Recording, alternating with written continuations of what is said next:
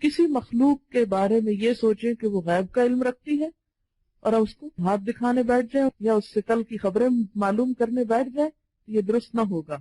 ایسا ایمان رکھنا جو ہے وہ نقصان دہ ہے۔ یہ جو آپ ہاروسکوپ پڑھتے رہتے ہیں، جو ہارر وہ پھیلاتے ہیں، سب سپرسٹیشنز ہیں، ان پر یقین نہیں کرنا چاہیے۔ کل کا علم صرف اللہ کو ہے۔ انسان کو کمزور کرتی ہیں یہ چیزیں، اور بلا وجہ کے تفکرات اور غموں اور پریشانیوں میں مبتلا رکھتی ہیں۔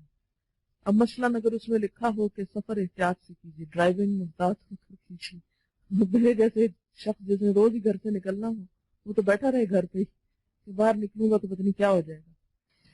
یعنی ستاروں وغیرہ سے بھی نحوست لینا یا ستاروں کا اپنی زندگی پہ اثر سمجھنا، یہ بالکل بے حقیقت بات ہے، کیونکہ بعض اوقات لوگ سٹارز میں بڑے کھوئے رہتے ہیں۔ تمہارا سٹار کون سا ہے، اس کا سٹار کیا ہے، شادی سے پہلے سٹار معلوم کرتے ہیں، کیا ہماری آپس میں بنے گی کہ نہیں بنے گی، ذائچے نکلواتے ہیں، تاریخوں کو منحوس سمجھتے ہیں، دنوں کو منحوس سمجھتے ہیں۔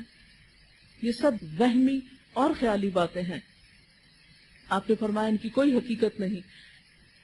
تو اب تو سائنس نے بھی اس بات کو ثابت کر دیا ہے کہ یہ سب کچھ بالکل فراڈ ہے، اس کی کوئی حقیقت نہیں۔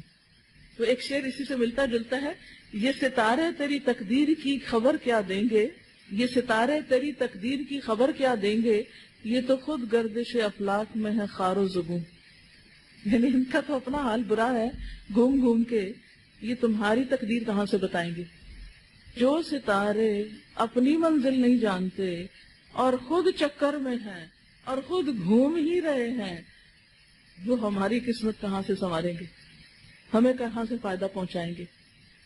اور پھر آپ دیکھیے کہ یہ جو بات ہے نا کہ یہ جو ہاروسکوپ اور سٹارز اور ان کے پیچھے پڑے رہنا اور ان کی وجہ سے وہم کا شکار ہونا اور اخبار میں جھٹ سے سب سے پہلے کھول کے دیکھنا، اچھا یہ ہفتہ ہمارا کیسے گزرے گا، اور مختلف لوگوں سے معلوم کرنا، اور سال شروع ہونے سے پہلے ہی سارے سال کی کتاب خرید کے رکھ لینا، اور قرآن کا اتنی پابندی سے مطالعہ نہ کرنا جتنا ایسی کتابوں کا۔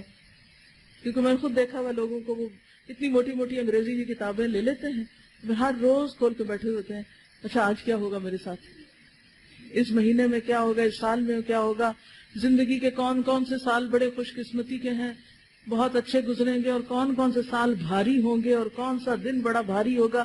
یہ سب بے حقیقت باتیں۔ یہاں ایک اخبار کی کٹنگ ہے میرے سامنے، روزنامہ امت کراچی 30 دسمبر 2003 کی۔ اس میں یہ لکھتے ہیں کہ سائنسدانوں نے بالآخر 40 سال کی سائنسی تحقیق کے بعد ثابت کر دیا کہ علم فلکیات محض فریب اور دھوکے کے سوا کچھ نہیں، اور اس علم کی بنیاد لغویات پر مبنی تھی۔ اس تحقیق پر 1958 سے لندن میں کام شروع ہوا، جس میں ایک سابق ماہر فلکیات اور سائنسدان جیفری ڈین اور کینیڈا کی کیچوان یونیورسٹی کی ماہر نفسیات ایوان کیلی نے حصہ لیا۔ یہ تحقیقی رپورٹ ایک جریدے میں شائع ہوئی۔ ماہرین نے اپنے کام کے لیے 2000 نوزائیدہ بچوں کو منتخب کیا، جن کی تاریخ پیدائش میں چند لمحوں یا منٹوں کا فرق تھا۔ ان کو چن لیا اپنی ریسرچ کے لیے۔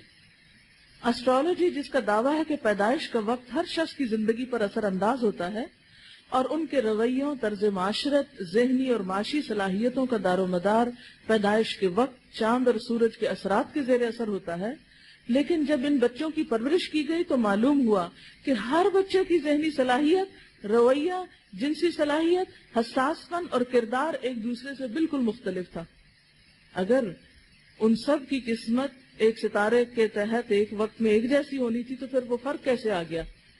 سائنسدان ان بچوں کے درمیان کوئی مماثلت تلاش نہ کر سکے۔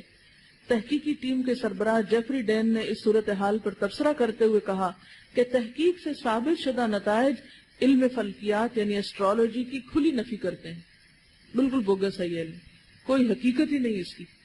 یعنی یہ جو علم نجوم ہے اور ستاروں کا انسانی قسمتوں پر اثر انداز ہونا ہے، یا چاند کی کچھ تاریخوں کا اور کچھ مہینوں کا منحوس ہونا ہے، یہ سب دماغی اختراع ہے انسانوں کی۔ اسی طرح ستاروں ہی سے متعلق حضرت زید بن خالد سے روایت ہے کہ آپ صلی اللہ علیہ وسلم نے ہمیں حدیبیہ میں صبح کی نماز پڑھائی۔ یہ واقعہ بارش کے بعد کا ہے جو رات کو ہوئی تھی۔ جب آپ نماز سے فارغ ہوئے تو لوگوں کی طرف متوجہ ہوئے اور فرمایا، کیا تم جانتے ہو تمہارے رب نے کیا کہا؟ اچھا، اس سے بھی پتہ چلتا ہے کہ احادیث بھی اللہ کی طرف سے بذریعہ وحی نازل ہوتی تھی۔ صحابہ نے عرض کیا اللہ اور اس کا رسول بہتر جانتا ہے۔ آپ نے فرمایا، اللہ تعالیٰ نے فرمایا میرے بندوں نے اس حال میں صبح کی کہ کچھ مجھ پہ ایمان لانے والے تھے اور کچھ میرے ساتھ کفر کرنے والے۔ جس نے یہ کہا کہ اللہ کے فضل اور اس کی رحمت سے ہم پہ بارش ہوئی، پس وہ مجھ پر ایمان لانے والا ہے، اور جس نے کہا کہ فلاں فلاں ستارے کی وجہ سے بارش نصیب ہوئی، پس وہ میرے ساتھ کفر کرنے والا ہے اور ستاروں پہ ایمان لانے والا ہے۔ تو گویا ستاروں میں اپنی قسمت تلاش کرنا اور ستاروں کو اپنی خوش قسمتی کی علامت سمجھنا یا بدقسمتی کی، یہ انسان کو کفر تک پہنچا دیتا ہے۔